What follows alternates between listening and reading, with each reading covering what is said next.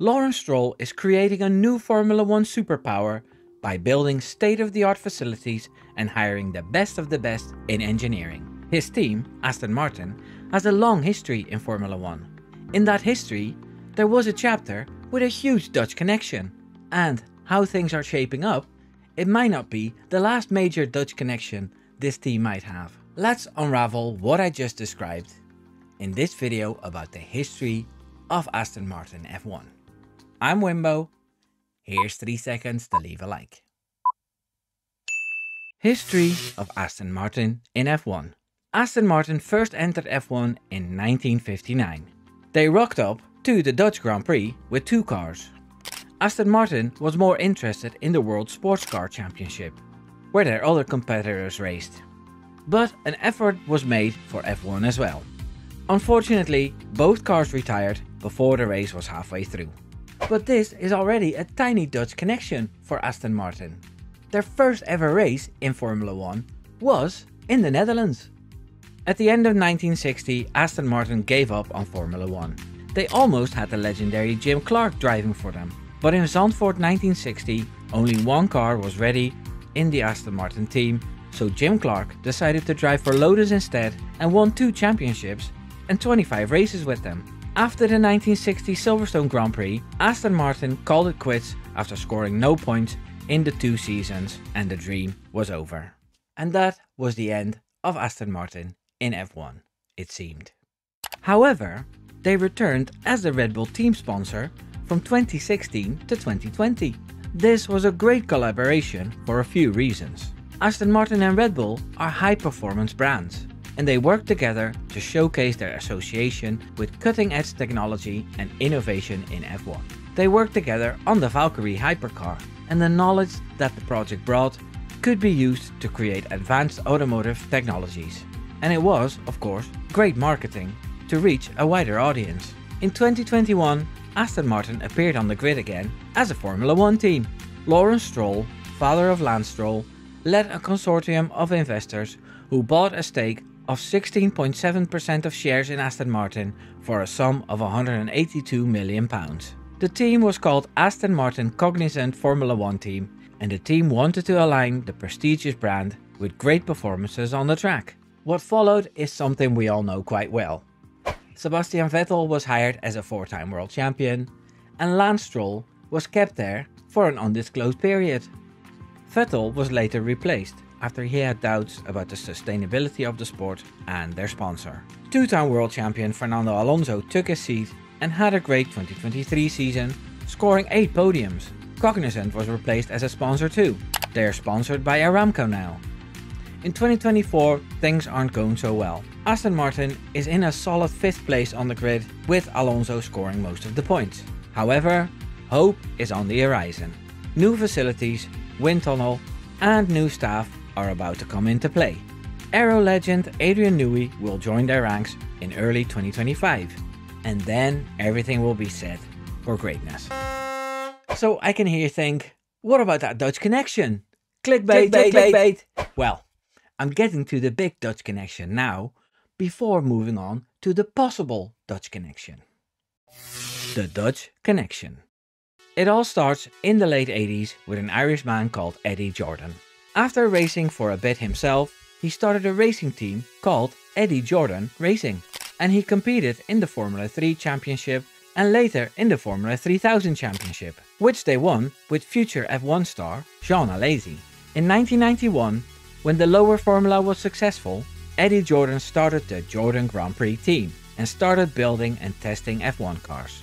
From then on, Jordan was a pretty successful F1 team, which saw drivers like Michael Schumacher, Martin Brundle, Eddie Irvine and Damon Hill drive there. And they became a household name in Formula 1. Unfortunately, this all came to an end due to financial problems in 2004. It was a very sad day for F1 and Eddie Jordan, who sold the team to Midland F1 Racing. The name Jordan was kept for 1 season until that changed too in 2006.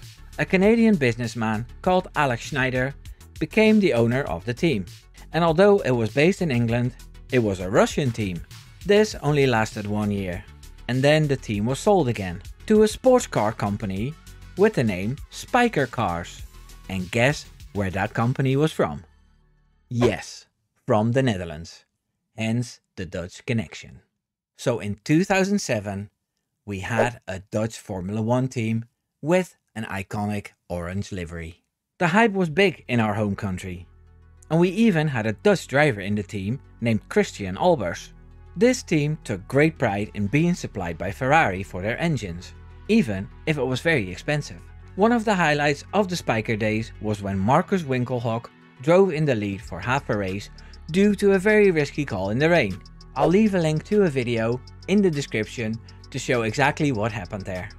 In the existence of the Spyker team, only 1 point was scored when Adrian Sutil finished 9th and was promoted to 8th after a Toro Rosso driver received a penalty. Unfortunately, just like Jordan F1, the team had financial problems, and the hype that was made up front didn't live up to the reality of running an actual team in Formula 1.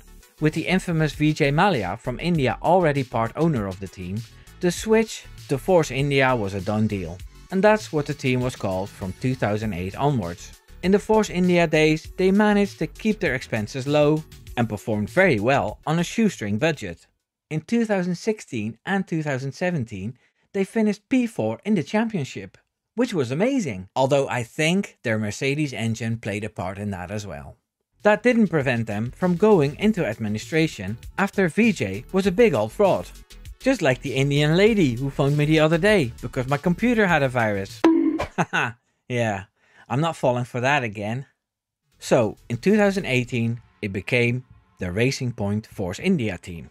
A group of investors led by Lawrence Stroll bought the team and renamed it the Racing Point F1 team, which then became the Aston Martin team, which brings us right back to where we are now. Now, don't click away. There's one more possible Dutch connection to come. The possible Dutch connection.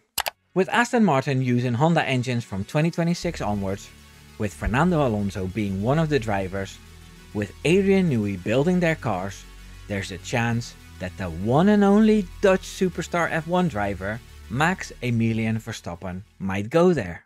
Okay, it's a bit of a stretch and some wishful thinking, but he himself doesn't deny that the possibility is there. But in interviews he says he has bigger fish to fry at the moment. Which is true, seeing the performance of the wretched RB20, although things looked much better in Singapore. Because Max Verstappen scored a brilliant P2 podium after they had a terrible Friday. They really turned that car around. I've been very hard on Red Bull lately, but credit where credit is due. The Red Bull team has lost the lead in the constructors, and Norris and Piastri made the gap even bigger in Singapore. And in the Drivers' Championship, Norris has come closer again. If Verstappen loses the lead in the championship, the biggest lead ever to be lost in the championship ever, then the chance of him leaving for another team does become much bigger. And if that happens, Aston Martin is a great option for 2026. Aston Martin team principal Mike Crack has said the door is always open for Max Verstappen. It has been rumored for a while now that Lawrence Stroll is really making work out of getting Max Verstappen in his car. If that means the end of Lance Stroll in F1, then that would be a double whammy. Now, one of the reasons why I'd like to see this happen is because I want to see if it will change the ever-present British bias against Max Verstappen. I wonder if the media sees him in the traditional British green, in a traditional British brand, it will soften their views on him. I know it worked wonders on how Vettel was perceived. He left the sport like a saint. So yeah, I'm ready for more Dutch history in F1. I'm ready for a different Verstappen adventure in a different scenery. In any case, I'll be following him closely. If you want to follow me closely, subscribe. Take care now. Doei doei.